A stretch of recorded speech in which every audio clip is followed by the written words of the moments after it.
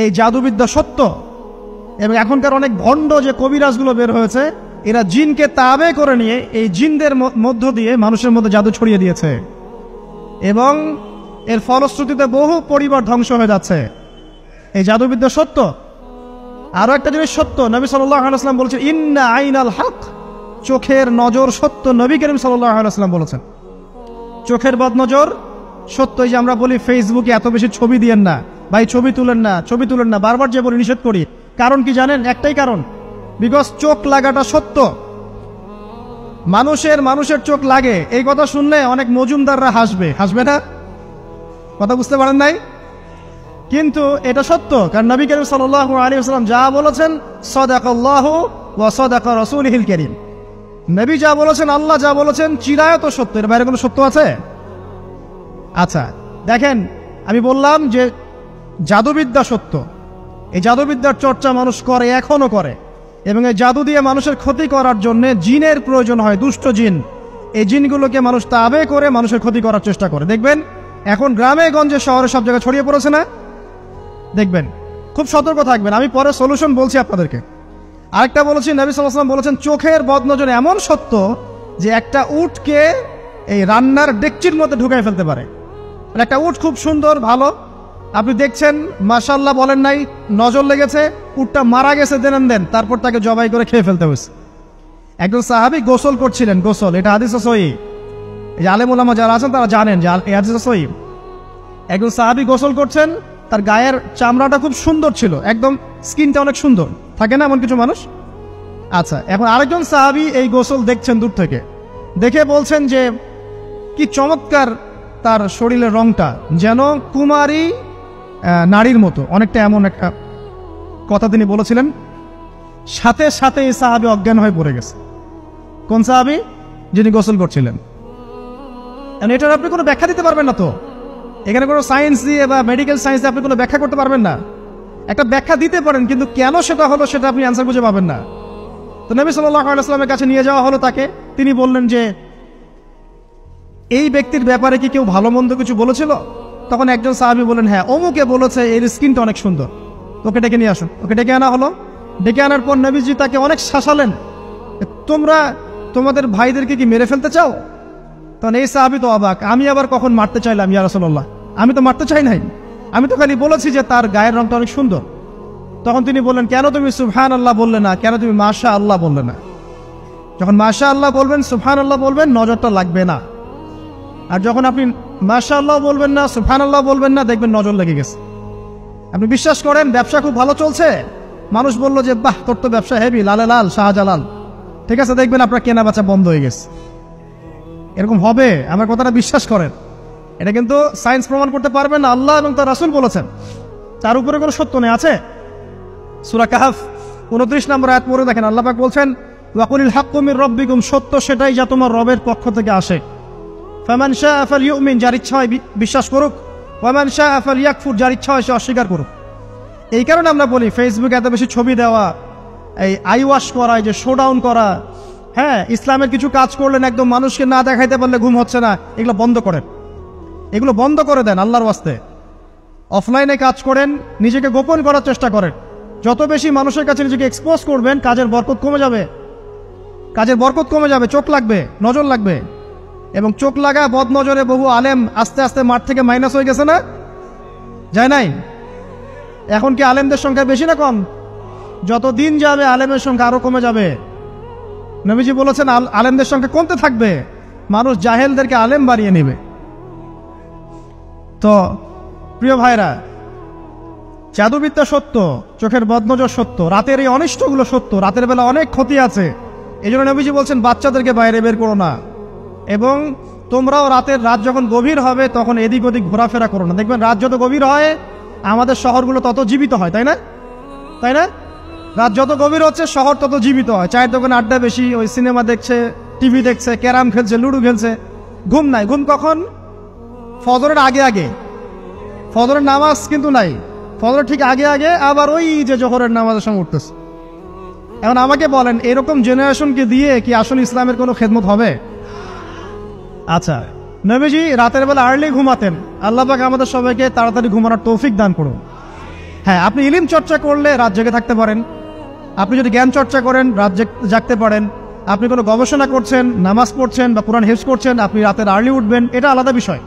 কিন্তু কমনভাবে আমাদের এই যে ফেসবুক, ইউটিউবিং ইত্যাদিতে আমরা লিপ্ত থাকি, সারা রাতটা কাটাই আড্ডাবাজি করে, এগুলো বন্ধ করতে হবে।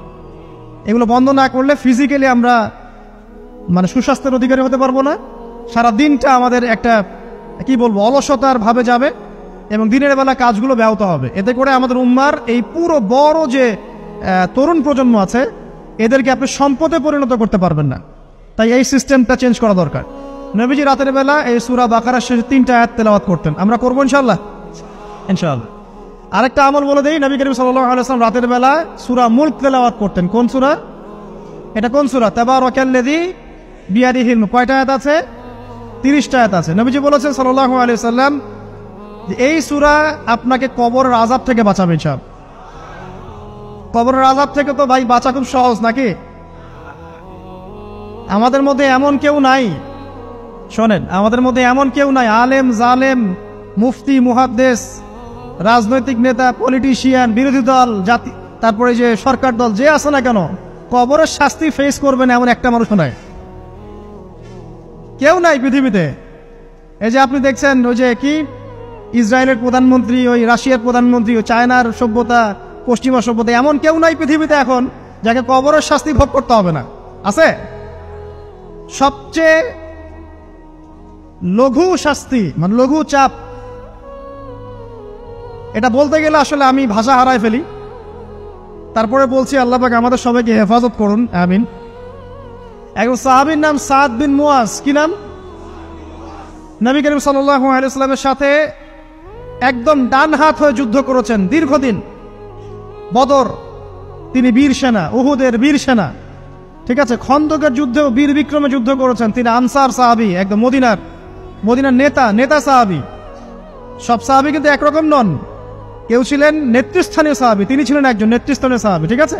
সাদ বিন মুয়াজ নবী করিম সাল্লাল্লাহু আলাইহি ওয়াসাল্লাম এত ভালোবাসতেন তাকে, এত ভালোবাসতেন যে তাকে নিজের মনে করতেন যে সাদ বিন মুয়াজ আনসাররা আমার নিজের। চারটাখানি কথা। এই সাহাবীর খন্দকের যুদ্ধে এই যে হাতের এই দিকে, সম্ভবত হাতের এই রগের মধ্যে একটা তীর এসে লাগে এখানে, এবং তীরটা তিনি বের করতে গিয়ে রক্তটা ছিঁড়ে যায়। এরপর ফিনকি দিয়ে রক্ত বের হওয়া শুরু হয়। চিকিৎসা করে করে রক্ত বন্ধ করা যায় নাই, এবং এই রক্তের প্রবাহিত রক্তেই আল্লাহর ইচ্ছায় তিনি শাহাদাত বরণ করেন, তিনি ইন্তেকাল করেন। নবী করিম সাল্লাল্লাহু আলাইহি ওয়াসাল্লাম প্রচন্ড ব্যথিত হন, মনটা তার খুব নরম হয়ে যায় সাদ বিন মুয়াজ রাদিয়াল্লাহু আনহুর জন্য। তো এই সাহাবীর যখন জানাজার নামাজ পড়ানো হচ্ছে, নবীজি বলছেন 70,000 ফেরেশতা তার নামাজে অংশ নিয়েছে।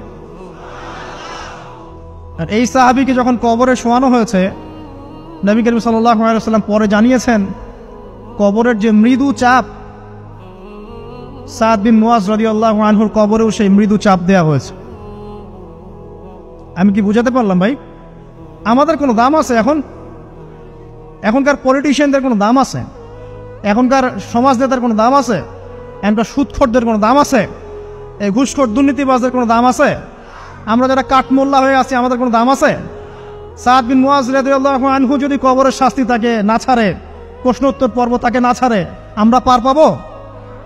নবী করিম সাল্লাল্লাহু আলাইহি ওয়াসাল্লাম বলছেন সূরা মুলক তেলাওয়াত করো রাতের বেলা, ইনশাআল্লাহ সূরা মুলকের তেলাওয়াত কবরের আযাব থেকে তোমাকে বাঁচান। আর আমাদের তো ভাই কবরে সবাই সাথে যাবে না, গার্লফ্রেন্ড যাবে না, বাপ মা ভাই বোন সবাই যাবে না। একজন ব্যক্তি সুদ খাচ্ছে, জিজ্ঞাসা করে দেখেন কেন খায়, বলবে তার সন্তানের জন্য খায়, তার বউয়ের জন্য খায়, তার মা বাবাকে দেখতে হবে তাই খায়, তাই না?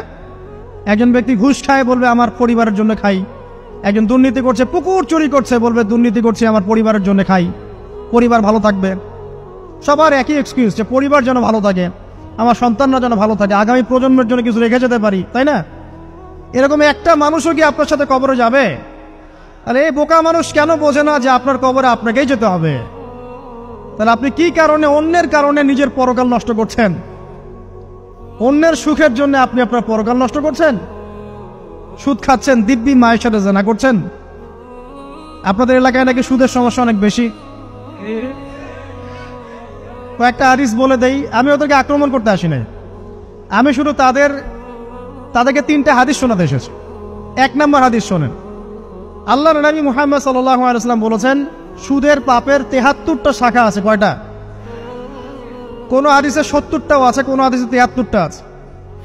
বলছেন যে সবচেয়ে নিচের শাখাটা হচ্ছে, সুদের পাপের সবচেয়ে নিচের শাখা হচ্ছে যে যেন কোনো ব্যক্তি তার মাকে রেপ করলো, তার মাকে ধর্ষণ করলো। 1 দিরহাম যে ব্যক্তি সুদ খায়, সহিহ বুখারীতে আরেকটা হাদিস এসেছে, সে যেন 36টা মেয়েকে ধর্ষণ করলো। আর আমি একটা কথা বানায় বলছি না, যদি বিশ্বাস না হয় কওমি মাদ্রাসা আছে, আলেম ওলামা আছে, গিয়ে বুখারী খুলতে বলেন, পড়তে বলেন, খালি একবার পড়তে বলেন, দেখেন যদি না থাকে তাহলে আমাকে এর সাথে থাপ্পড় দিয়ে দেয়। যদি না থাকে হাদিস এটা, তাহলে আমার গালে একটা থাপ্পড় দিয়ে যায়। আর যদি থাকে তাহলে আল্লাহর রাস্তায় সুদ খাওয়া ছেড়ে দেন। কোনটা করবেন? চ্যালেঞ্জ করবেন? নবীজি বলেছেন, 1টা দিরহাম যে ব্যক্তি সুদ খায়, দিরহাম মানে কি? রৌপ্য মুদ্রা। এটা এখন দেখতে পারবেন না, জাদুঘরে আছে।